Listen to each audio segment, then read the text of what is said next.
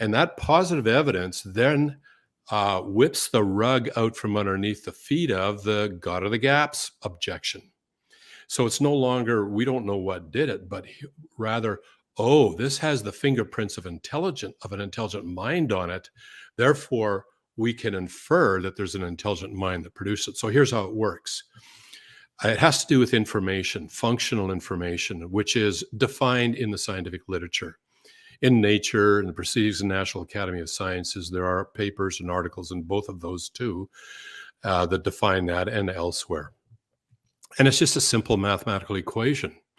And I won't give you the equation right now, because if I start describing mathematical equations, people's eyes glaze over. But I will tell you one thing.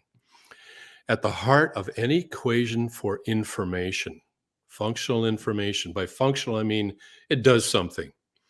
So if I say the combination for the safe at the bank is, and I give you some numbers, that's functional information because it actually can open that vault. Now, not all information has to be functional as far as humans are concerned. For example, in biological cells, there's a lot of stuff going on, a lot of functions being carried out that we might not even understand, but we don't need to understand that. That information is meant to be functional in the cell. It's chemically functional. It carries out some biological purpose. Even if we don't know what it is, it still does, it's still functional. So this is what we mean by functional information. At the heart of that equation is a probability. And the probability defines just how much information you're going to need. So, for example, if I tell you somewhere on some planet in our galaxy, I have left a pile of gold bars, and if you could find them, they're yours.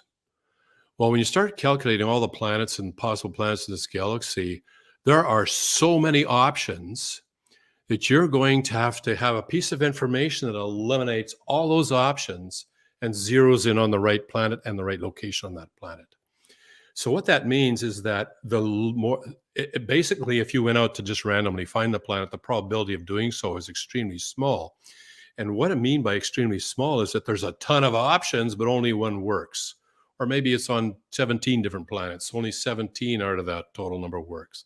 That ratio is at the heart of information equations. And that is why the more improbable something becomes, the more information you're going to need in order to achieve the function or make it happen.